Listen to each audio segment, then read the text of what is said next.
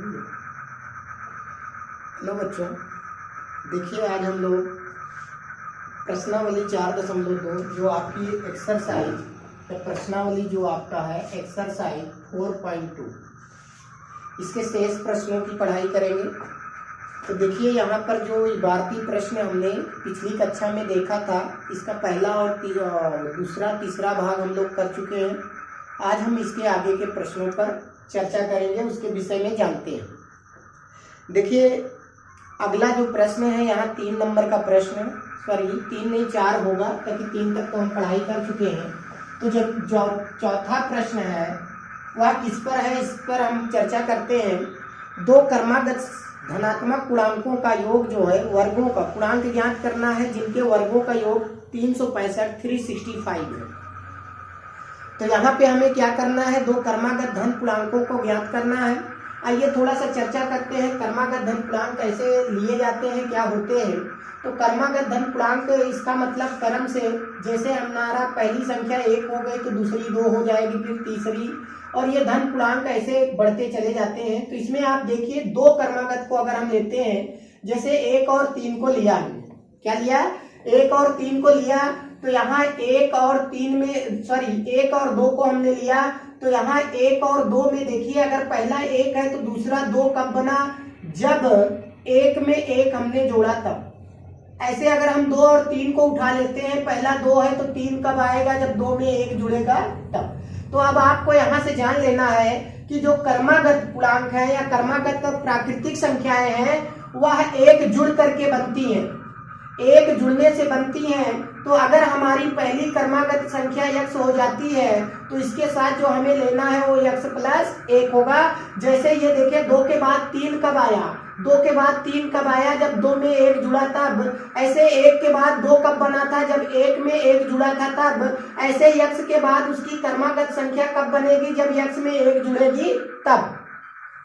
तो यहाँ आपको ध्यान देना है, जब भी कभी क्रमागत शब्द का प्रयोग हो, क्रमागत संख्याएं हमें लेना हो, क्रमागत अगर संख्याओं की बात चले तो हमें क्या करना है, एक संख्या को x मान लेना है, दूसरी को x + 1 ले लेना है।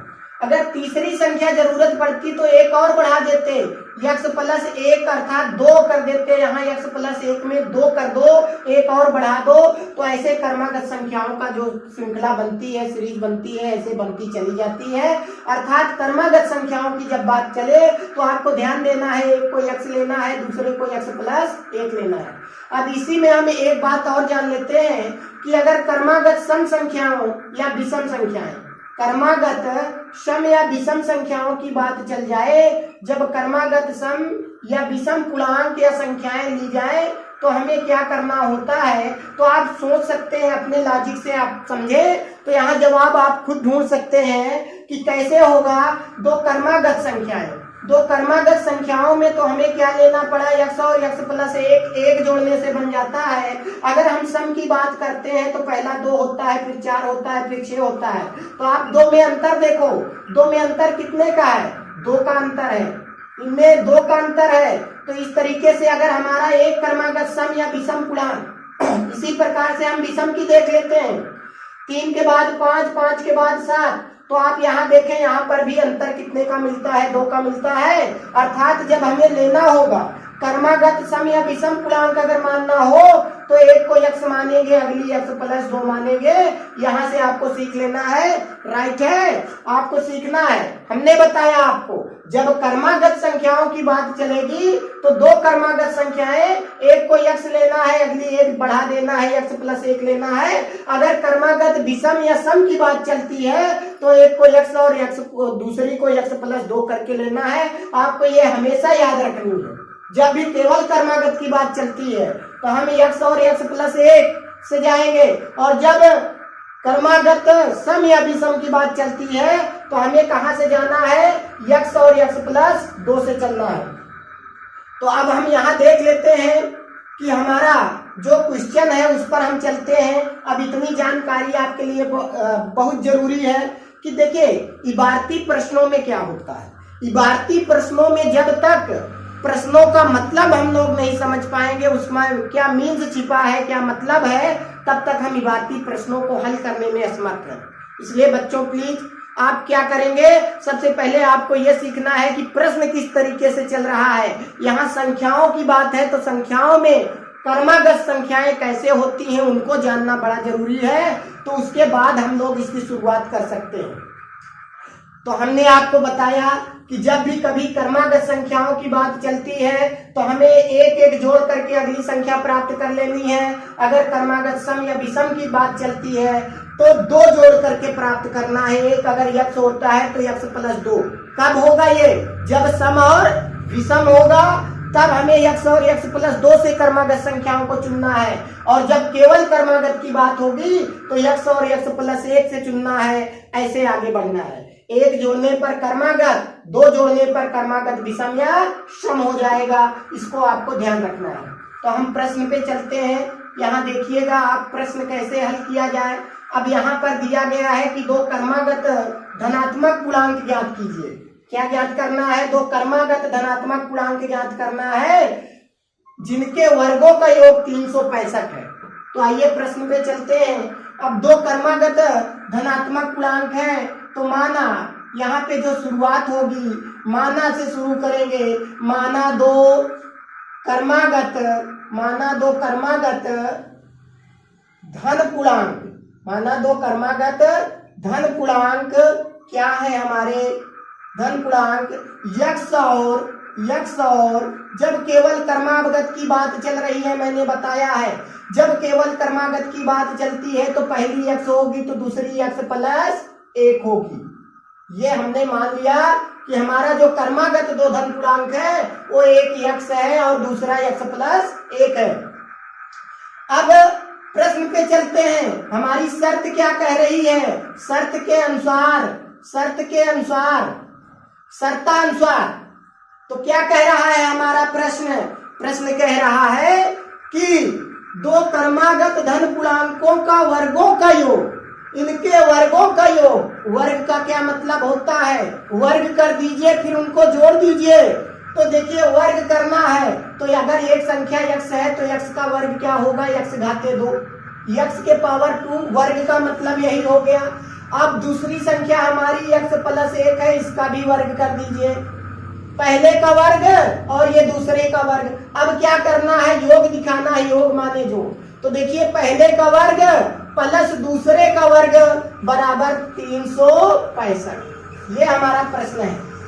प्रश्न हमें क्या कह रहा है, एक बार फिर से ध्यान दीजिए। कह रहा है दो क्रमागत धन पूर्णांकों को ज्ञात करना है जिनके वर्गों का योग 365 हो, 365 हो वर्गों का योग। तो हमने दो क्रमागत धन पूर्णांक चुन लिया, एक को यक्स लिया, दूसरा यक्स प्लस 1। और ये कैसे लिया जाता है ये भी हमने शुरुआत में बता दिया था। तो अब यहाँ देखना है कि प्रश्न क्या कह रहा है। शर्त के अनुसार शर्त कह रही है कि दोनों क्रमागत धन पूर्णांकों के वर्गों का योग, तो पहला धन पूर्णांक यक्स और दूसरा यक्स प्लस 1, अब इनका वर्ग का योग माने जोड़ दिया तो 365 के बराबर हो जाना चाहिए। ये हमें समीकरण मिला। अब इसको हल करना है तो यहाँ देखें यक्स का वर्ग जो होगा यक्स स्क्वायर ही रह जाएगा। अब ये प्लस है तो प्लस लगा लेते हैं, यक्स प्लस 1 का वर्ग करते हैं तो a प्लस बी लागू होगा, यहाँ पे a प्लस बी का होल स्क्वायर लागू होगा। तो a का square x square plus 2ab, तो प्लस 2ab प्लस 2 यक्स प्लस बी स्क्वायर, 1 का स्क्वायर 1 ही होगा। इसको आपको समझना है कि ये कैसे टूटा है। आइए हम करके दिखा देते हैं।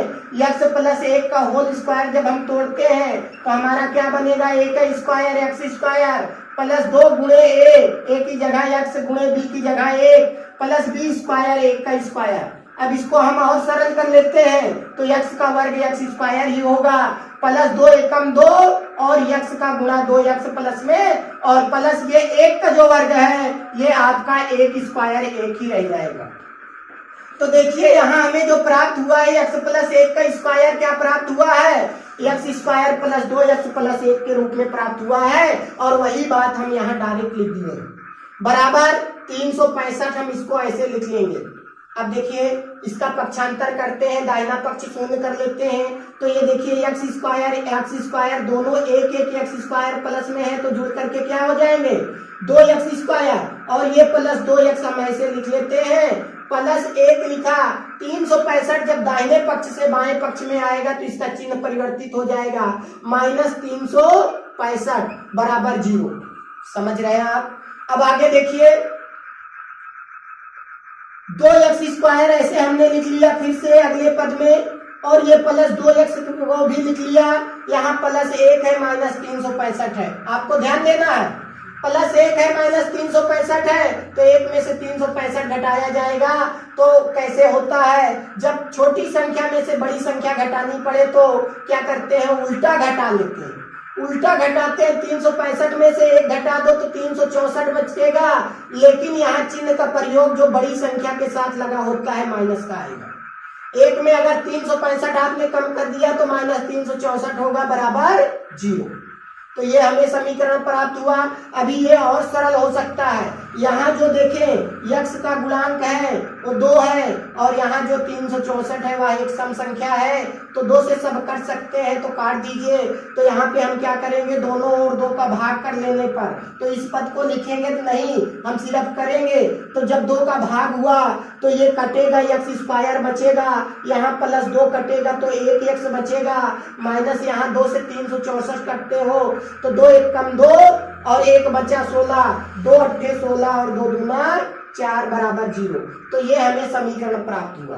अब इस समीकरण का हल करना है और x का मान प्राप्त करना है। आपको ध्यान देना है कि समीकरण को हल करने में x का मान प्राप्त करना है। तो अब समीकरण को हल करना है तो हमें जो यहाँ पर एक्सरसाइज 4.2 में जो हमने पढ़ाई की है वह गुणनखंड विधि द्वारा दो घात समीकरण के मूल ज्ञात किए हैं, तो गुणनखंड करना है। चलिए देखते हैं गुणनखंड इसका क्या होता आता है। यहाँ आप देख लीजिए कितना है, 182 है आपका। और चिन्ह का भी ध्यान दें, हमने पहले सवाल से पढ़ाते चले आए हैं। हमने आपको बताया है कि जब अचर पद जो अंतिम पद होता है उसका चिन्ह माइनस होता है, तो अचर पद का ऐसा गुणनखंड ढूंढा जाए जहां से घटाने पर ये पद प्राप्त हो, 1 आना चाहिए। यहाँ x के साथ क्या लिखा है, 1 आना चाहिए, तो 1 हमारा चाहिए। तो 182 का खंड हम यहाँ कर लेते हैं 182।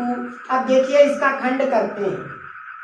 पहले 2 से काटने पर 2 9 18, 2 1 2। अब ये 7 से कटेगा 13 बार, अब 13 कटेगा स्वयं से 1 बार, तो यहाँ क्या बना, 7 दूनी 14 13 182। 14 गुणे 13 बराबर 182 मिल गया हमें। और जब 14 में से 13 जाएगा तो 1 भी मिल जाएगा। आप देखें 14 माइनस 13 बराबर 1 मिल गया। अब जो 1 हमें चाहिए आप उसका चिन्ह देख लें। यहाँ 1x लिखा है, इसका चिन्ह +1 है। 1 हमको चाहिए तो 1 प्लस का आया है, तो बस यही खंड कर दीजिए।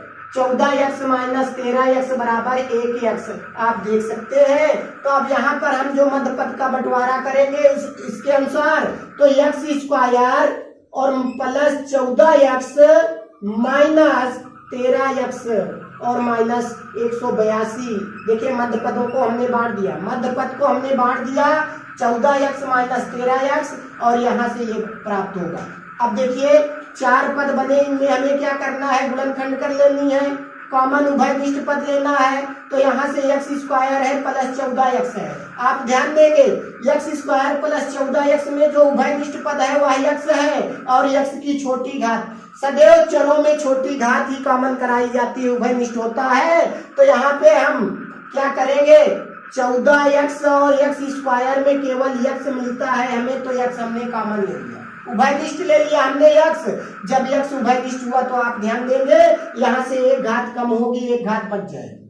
और ये प्लस, जब x तो कैंसिल हो गया, यहाँ कॉमन हो गया, तो यहाँ से क्या बच रहा है, केवल 14। अब इन दोनों पदों में हमें कॉमन करानी है, तो हमने पहले भी बताया है। आप देखिए यहाँ -13 है, यहाँ -182 है, 13 1 कम 13 होगा और 13 से 14 बार जब जाएगा तो 182 आ जाएगा। तो इसलिए यहाँ दोनों पदों में 13 कॉमन जाएगा और 13 के साथ साथ हमें माइनस को भी कॉमन करना है ताकि यही खंड वहां भी प्राप्त हो जाए। तो -13 हमने लिखा, कॉमन ले लिया उभयनिष्ठ पद। तो अब यहाँ पर -13 कैंसिल जाएगा तो x बच जाएगा, माइनस से माइनस कटेगा तो प्लस आ जाएगा। अभी 13 से 182 काटोगे, 13 से 182, तो हमने ये तो खंड लिखा है, 13 से 182 काटने जाएंगे तो क्या बचेगा, 14 आएगा। तो यहाँ हम 14 लिख देते हैं। और वैसे भी हमने आपको पिछले कक्षा में सिखाया है कि गुणनखंड में जो पहले पद में, जो पहले ब्रैकेट में आए वही दूसरी बार भी आना चाहिए, तो आप ऐसे लिख सकते हो। अब देखिए ये दो पदों में हमारा कॉमन क्या जाता है, x प्लस 14 आ जाता है कॉमन में, तो यहाँ हमें क्या बचता है, x और यहाँ से -13 बराबर 0। तो देखिए हमें जो है समीकरण जो प्राप्त हुआ था उसका गुणनखंड मिल गया। अब इस गुणनखंड की तुलना हम क्या कराएंगे, 0 के साथ। तो आप देखेंगे यहाँ पर प्राप्त गुणनखंडों की तुलना हम 0 से करते हैं, तब क्या मिलता है। तो यहाँ आपका पहला जो गुणनखंड है वह x प्लस 14 है, तो इसलिए जब x प्लस 14 बराबर 0, तब हमें क्या मिल जाता है, आप देखेंगे तो x बराबर क्या हो जाता है, ये 14 का पक्षांतर दाहिनी ओर होगा तो -14 आ जाता है। अब आपसे हम पूछते हैं, आप बताइए कि ये 14 कैसा दिख रहा है, माइनस का दिख रहा है, तो ये धन पूर्णांक हुआ अथवा ऋण पूर्णांक, तो ये क्या होगा, ऋण पूर्णांक है, ताकि इसके साथ ऋण लगा है, तो हमें ऋण पूर्णांक तो चाहिए नहीं, तो इसलिए हम इसको क्या लिख देंगे, अमान्य। ये नहीं लिया जाएगा हमारे सवाल के लिए, ये मान्य नहीं होगा, क्योंकि ऋण पूर्णांक आया है x का मान, तो हमें तो धन पूर्णांक ढूंढना है। तो इसलिए हम आगे बढ़ जाते हैं और तथा या और लिख देते हैं, दूसरा खंड लेते हैं कि जब x -13 बराबर 0, तो x का मान, x बराबर -13 का पक्षांतर दाहिनी ओर होगा तो +13 आ जाएगा। तो आप यहाँ देखें जो x का मान प्राप्त हुआ है वो धन का है और हमें धन पूर्णांक ही चाहिए, तो इसलिए x बराबर हम 13 लेंगे, तो 13 से x बराबर 13 हमने ले लिया, तो x की जगह हम अगर यहाँ पे 13 रखेंगे तो हमारी पहली संख्या 13 आएगी और दूसरा पहला पूर्णांक आपका 13 आ जाएगा, तो दूसरा पूर्णांक 13 में 1 जोड़ने पर 14 आ जाएगा। तो x बराबर 13 से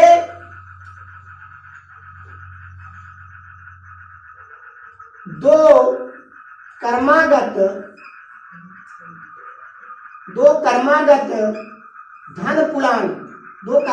धन पूर्णांक कितना आ जाता है, एक तो 13 हुआ और दूसरा क्या हो जाएगा, दूसरा 13 में 1 जोड़ने पर क्या आ जाएगा, 14, ये आपके हो जाते हैं। तो अतः x बराबर 13 से दो कर्मागत धन पूर्णांक 13 और 14 आ गए, तो यही तो हमारा आंसर हो गया। तो अतः अभीष्ट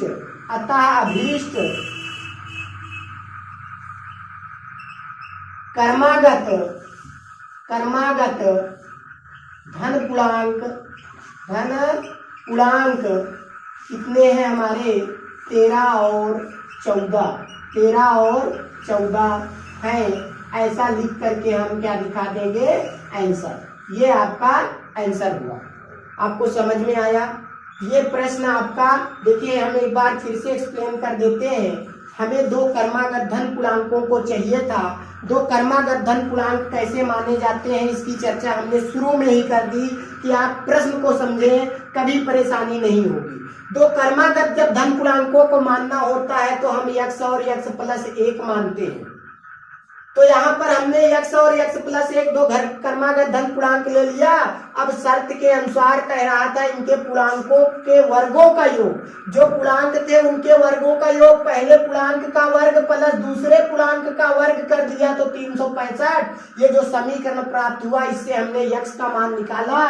तो पहले x का मान जो माइनस आया था इसको हमने अमान्य लिख दिया। मैंने बताया था अमान्य क्यों है, क्योंकि ये ऋण पूर्णांक में है, इसलिए इसको हमने छोड़ दिया।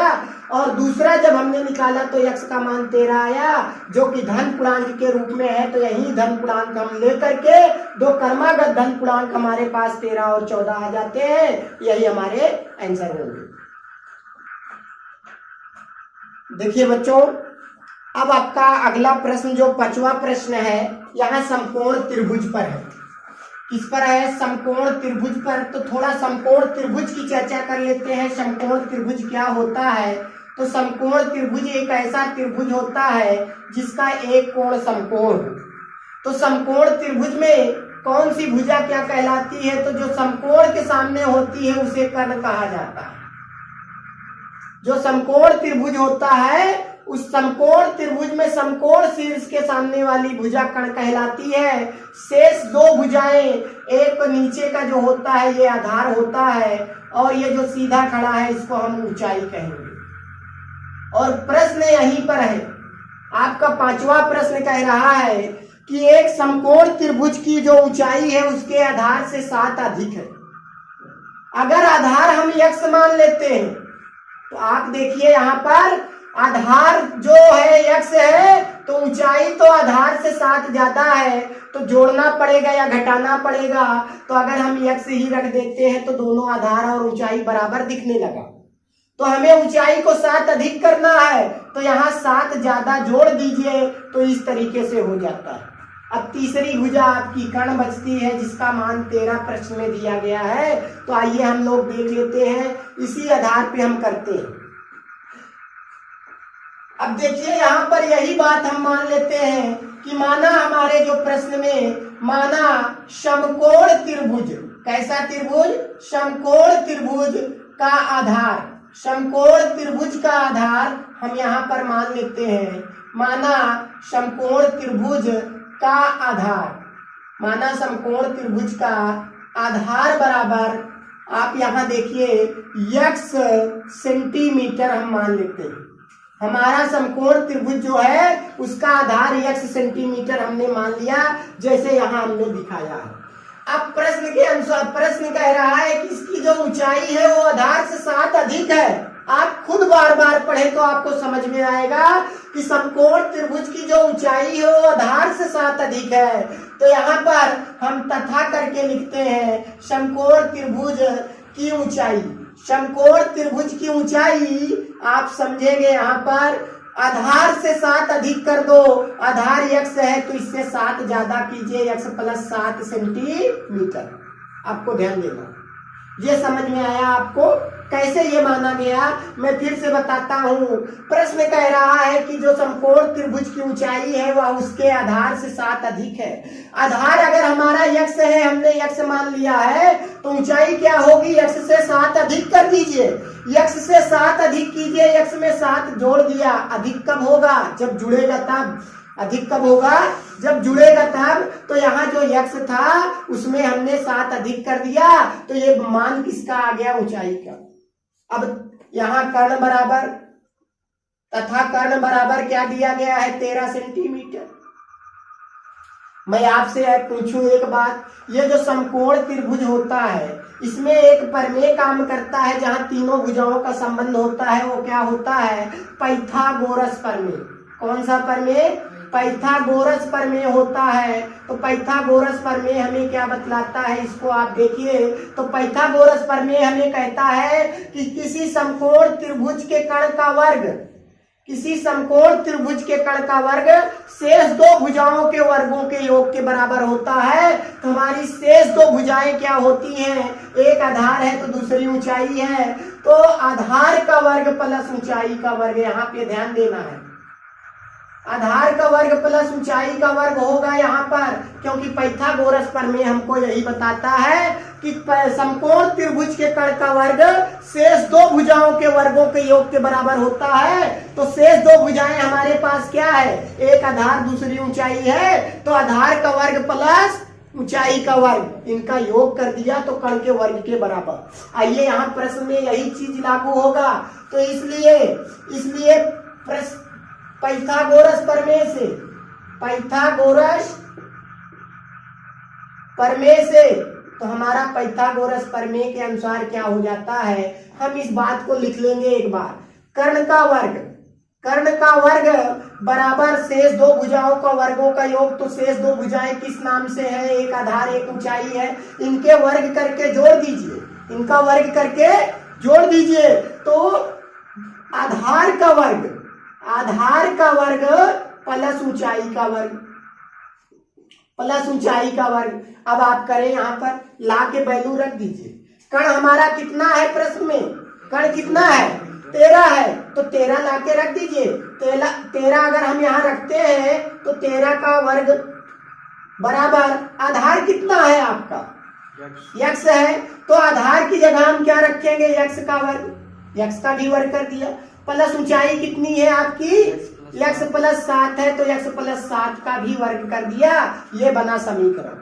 अब हम इसको हल करते हैं तो आप बताइए 13 का वर्ग, 13 का स्क्वायर कितना होगा 169, 169, 13 गुणे 13 आप कर सकते हो।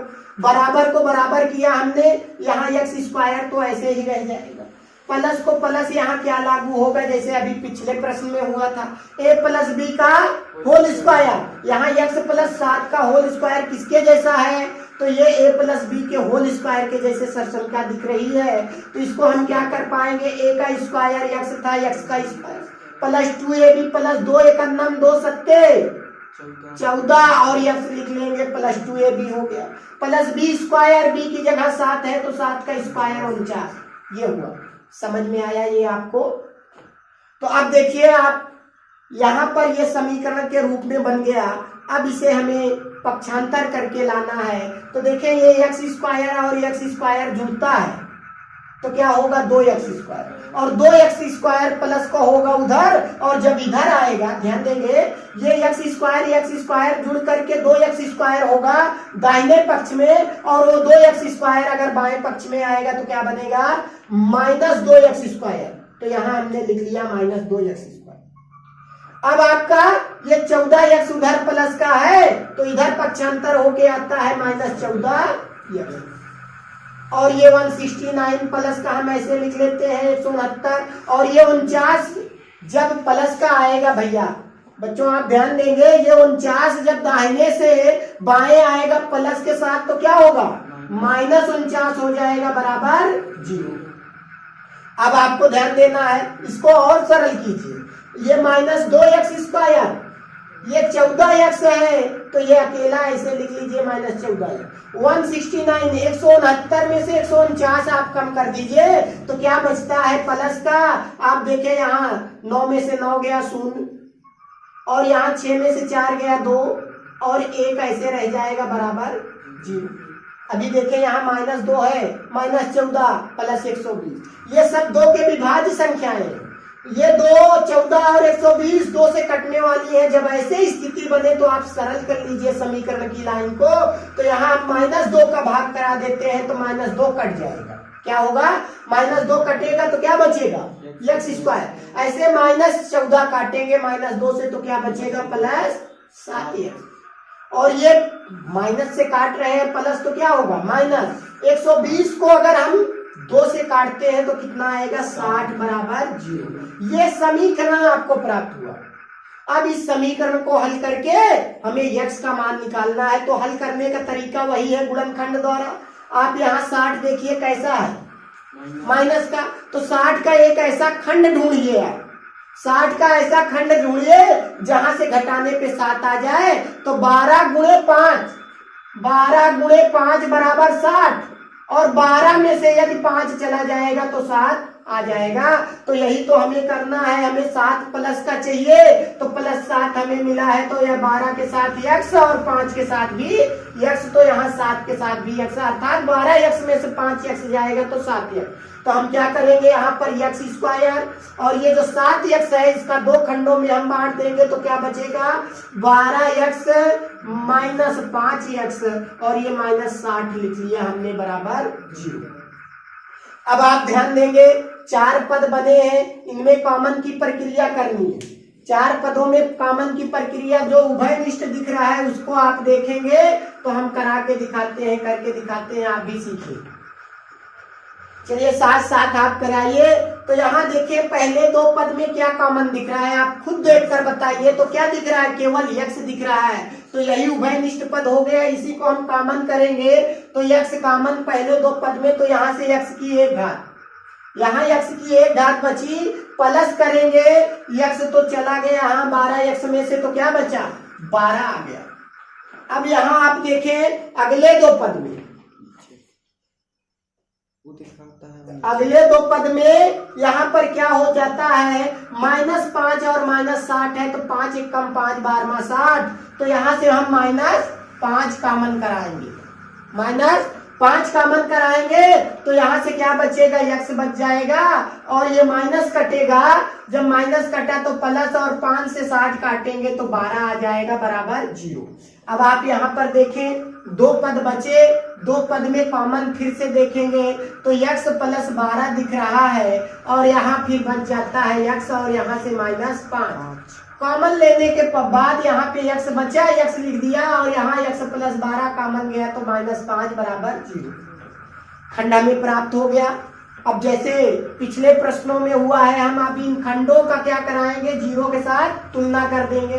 तो इसलिए जब x प्लस 12 बराबर 0 तो x का मान क्या आ जाता है, +12। इधर जब पक्षांतर हो जाएगा तो -12। अब मैं आपसे पूछूं तो x हमारे भुजा की लंबाई थी, आधार की लंबाई थी, तो लंबाई कभी माइनस होती है क्या, नहीं होती है। कभी भी लंबाई माइनस निगेटिव नहीं हो सकती है। इसलिए हम इसको हम क्या लिख देंगे, अमान्य। x के इस माइनस वाले पद को अमान्य लिखेंगे। तब और आगे बढ़ जाएंगे तो जब x -5 बराबर 0 तो x बराबर 5, तो x का मान 5 प्लस में आया। तो जब ये माइनस हो गया, ये हो नहीं सकता, मान हो गया, तो x का एक मान हमें 5 प्राप्त हुआ, यही तो होगा। अब इसी को हम करा लेते हैं, इसी से हम भुजा ज्ञात कर पाएंगे। तो इसलिए x बराबर 5 लेने से या x बराबर 5 से हमारा आधार, त्रिभुज का आधार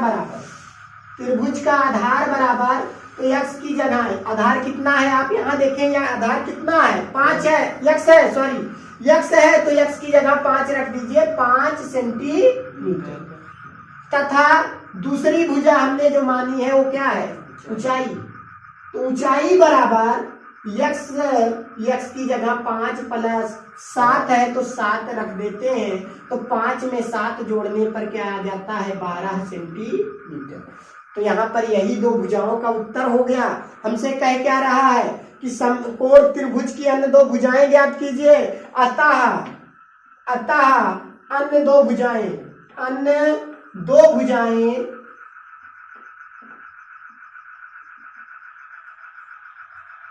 5 और 12 है। 5 सेमी और 12 सेमी, इसको भी आप ध्यान देंगे है।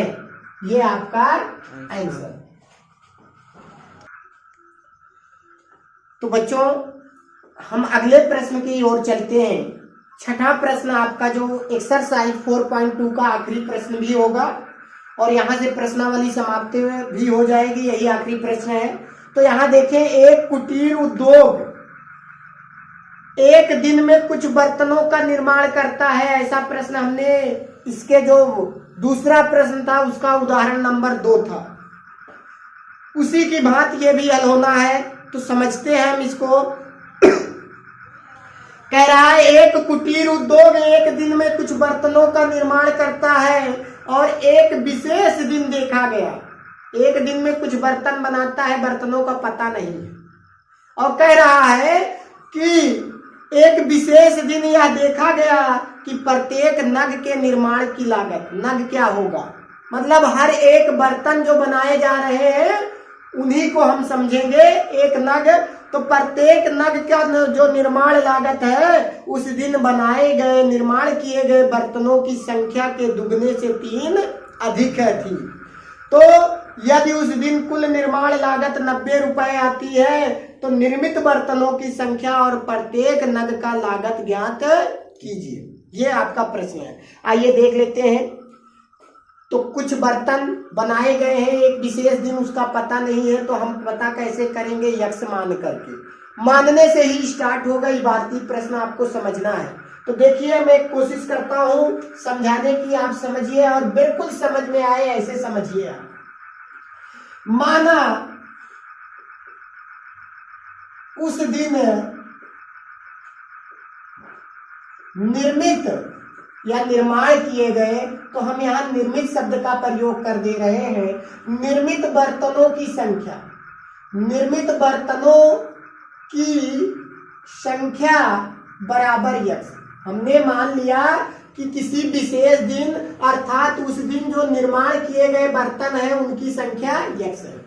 अब प्रश्न हमें कह रहा है कि प्रत्येक नग की जो लागत है, प्रत्येक नग की लागत जो है, तथा यहाँ हम लिख देते हैं तथा प्रत्येक नग की लागत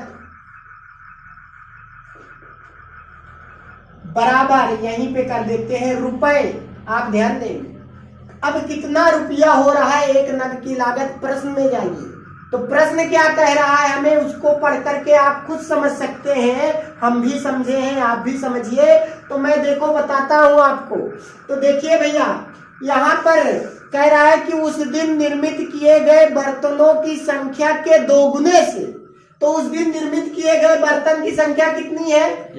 x है, तो x का दोगुना कीजिए तो कितना होगा? 2x। अब इससे 3 अधिक हो रहा है, कितना अधिक हो रहा है? 3 अधिक हो जा रहा है, तो 3 इसमें ज्यादा कर दीजिए। तो ये हो गई प्रत्येक नग की लागत। फिर से समझे ये कैसे माना गया। कह रहा है कि प्रत्येक नग की जो लागत है उस दिन निर्मित किए गए बर्तनों की संख्या के दुगने से, बर्तनों की संख्या उस दिन निर्मित बर्तनों की संख्या कितनी है? x है, x के दोगुने से अर्थात 2x से 3 अधिक है, तब एक नग की लागत आ जाती है। तो इस तरीके से आपका प्रश्न बना। अब देखिए आप खुद समझिए यहाँ पर कि एक बर्तन की कीमत आपका 2x + 3 रुपया है, और यहाँ पर जो निर्मित बर्तनों की संख्या कुल कितनी है? x है। तो कुल लागत उस दिन की क्या आएगी? तो इसलिए उस दिन की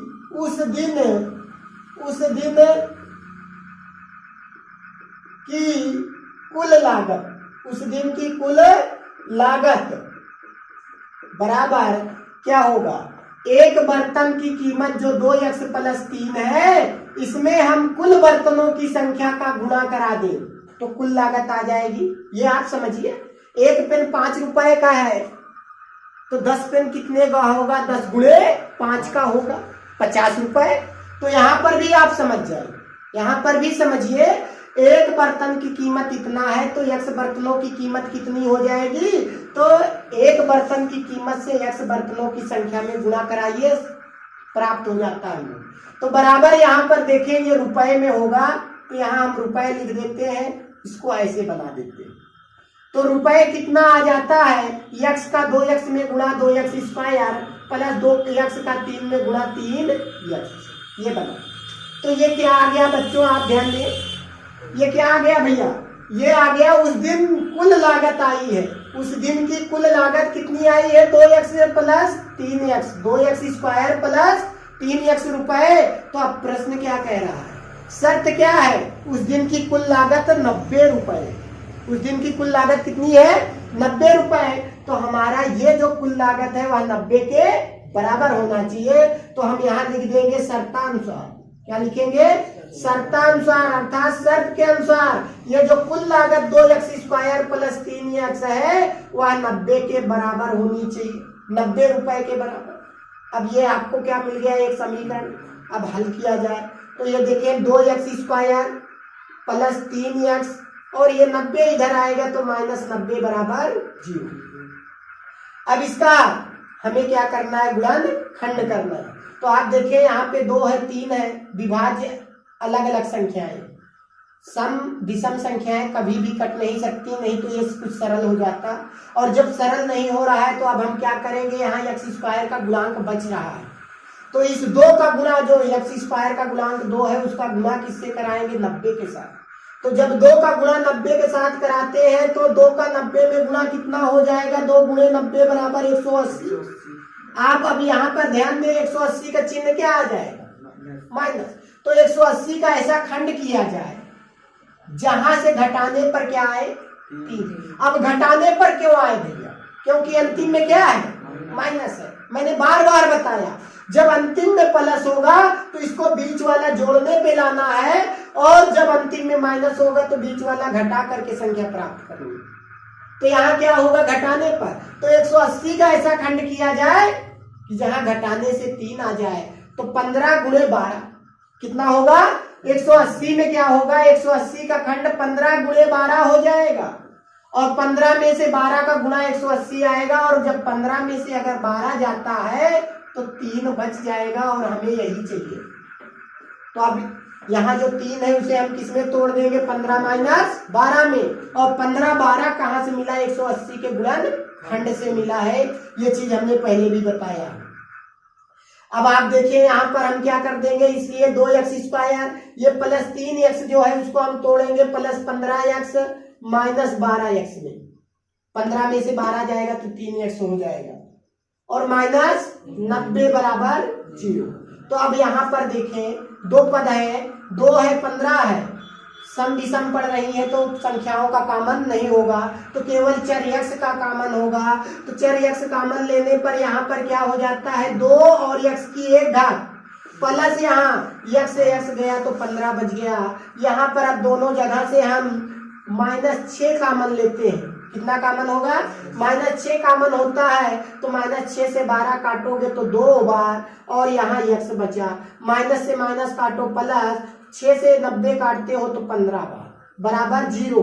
तो इसलिए कॉमन अगला 2x प्लस 15 एक ब्रैकेट में। अब इन दोनों पदों में कॉमन क्या दिख रहा है, 2x प्लस 15, इसको हमने एक बार नोट कर दिया। अब अगला आपका क्या आता है, x माइनस 6 बराबर 0, ये बच गया।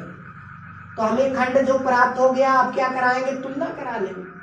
पहले खंड की तुलना 0 से, दूसरे खंड की तुलना 0 से, गुणनखंड द्वारा मूल ज्ञात करने में तो यही सिखाया गया आप लोगों को। तो अब आप यहाँ सीखिए बेटा, सीखिए नहीं हल कीजिए। तो अब इसलिए जब 2x प्लस 15 बराबर 0, 2x प्लस 15 बराबर 0, तो 2x बराबर क्या होगा बच्चों, आप बताएं। ये प्लस 15 पक्षांतर होगा इधर, तो क्या होगा -15। तब x का मान क्या हो जाएगा, x का मान क्या होगा, -15/2। तो आपने x क्या माना है, यहाँ देखिए निर्मित बर्तनों की संख्या मानी है, तो ये संख्या कभी माइनस नहीं होगी। किसी भी वस्तु की संख्या माइनस नहीं प्लस में ही गिनी जाती है, इसलिए ये माइनस नहीं होगी। और दूसरी है बेटा, एक अपूर्ण संख्या आ रही है, ये दशमलव की संख्या बनेगी, इसलिए ये पद क्या होगा, अमान्य हो जाएगा, तो इसको हम नहीं लेंगे। तो और आगे बढ़ जाते हैं, और जो दूसरा खंड है हमारे पास x माइनस 6, तो x माइनस 6 बराबर 0, तो x बराबर क्या हो जाएगा, +6। और ये क्या आया, प्लस धनात्मक आया है, तो ये संख्या हो सकती है। तो इसलिए हम लिख देंगे, इसलिए x बराबर 6 लेने पर, x बराबर 6 लेने पर, तो जब x बराबर 6 ले लेते हैं तो क्या होता है कि हमारे उस दिन निर्मित बर्तनों की संख्या, उस दिन निर्मित बर्तनों की संख्या, निर्मित बर्तनों की संख्या कितना आ गया बेटा आपका, ये 6 लेने पर x माना था तो बराबर 6। अब हमें प्रत्येक नग की लागत मूल्य भी निकालनी है, तो तथा प्रत्येक नग की लागत मूल्य देखें आप क्या है, 2x है, 2 गुणे x, तो 2 गुणे x की जगह 6 प्लस कितना 3, तो 6 दूना के 12, 3 जोड़ते हो तो 15, इतना रुपया आ जाएगा, 15 रुपया आ गया। तो यही आपका आंसर। समझ में आया बच्चों। तो इस तरीके से हमारा प्रश्नावली 4.2 खत्म हो जाता है। यहाँ से आपकी समाप्ति हो गई प्रश्नावली की। अब हम लोग अगली कक्षा में देखेंगे कुछ और चीजें दो घात समीकरण के विषय में। तो यहाँ की कक्षा आज 4.2 की समाप्त होती है।